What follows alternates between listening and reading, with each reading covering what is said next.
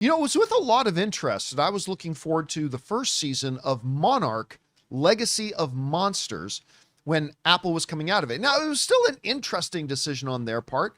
The fact that they were going to do a Godzilla Kong a show that did not, in the least, focus on Godzilla or Kong. But season 1 of Monarch, Legacy of Monsters came out, and it was fantastic.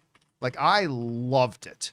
And the fact that, a lot of people complain about some of the movies that they don't focus enough on the monsters, but in this show, it was always clearly communicated, this show is about the human characters. So they let us know that well in advance. This is about the human characters, and I thought they ended up making a really great show, and I really enjoyed it. Season 2 is now coming out. We talked about the trailers dropping, and I thought the trailers looked remarkable, and they do seem to promise more monster action this time. As a matter of fact, we're going to get Godzilla and Kong in this season, which they kind of teased Kong at the end of the first season. Anyway, so this all just looks great. And now the first reviews for season 2 are out, and they're pretty positive. I mean, as of this recording, I don't know what it's going to be like when you see it, but as of this recording, the Rotten Tomatoes score right now for season 2 is 79%. Here's some, so not everybody's loving it, but it's pretty solid. Here's some of the reviews we've gotten so far. RogerEbert.com wrote, it maintains the momentum of its predecessor, marking the best of the MonsterVerse TV series to date. But, like Godzilla's atomic breath, it takes a while to charge up and deliver a powerful blast. Screen Anarchy liked it. They said it's at its best when it's just heroes and monsters who are dominating the screen in magnificent fashion, making the scenes a sheer blast of joy for monster kids like me. Collider liked it. They said Monarch Legacy of Monsters Season 2 mostly satisfies with a story that puts the Titans front and center, exactly where fans want to see them. Slash Film didn't like it. They gave it a 5 out of 10. They said, at the manufactured interpersonal conflicts, or all the manufactured interpersonal conflicts, abrupt character turns, and frustratingly hidden motivations in the world are no substitute for a narrative that never manages to fully come together in a satisfying way. The good folks at Joe Blow liked it. They said this season introduces a bunch of mutos that are cool to see on screen as showrunner Chris Black has figured out how to balance the cinematic franchise with the television one. Region Free did not like it. They said Monarch can't help but find ways to disappoint. It is once more a series that can't decide what kind of story it wants to tell. Obviously, they didn't like season 1 either. So it moves forward like an old car pumped full of bad gas. Wow. I mean, I'm sad he didn't like it, but I love his review. Telltale TV liked it. They said, although there are some things that feel like setups for season 3, this season will continue to captivate fans who already love the series. That's great for me because I already love the series. Yeah. AV Club liked it. They said only when it finally hones in on its new monster does the season manage to tell a surprisingly emotional story that leans into the human-Titan connection at the core of the films. All right. So generally speaking, like I said, as of right now, 79%.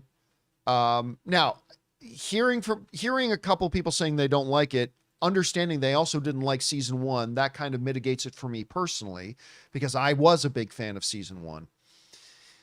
Look, my big worry, Jonathan, and I think I said this when we were talking about the trailer for season 2, I said, we were all totally okay with the lack of Titans in the first season because they never promised it.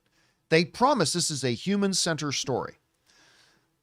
My one fear coming out of the trailer is that this trailer kind of promises a lot more monsters. Yeah.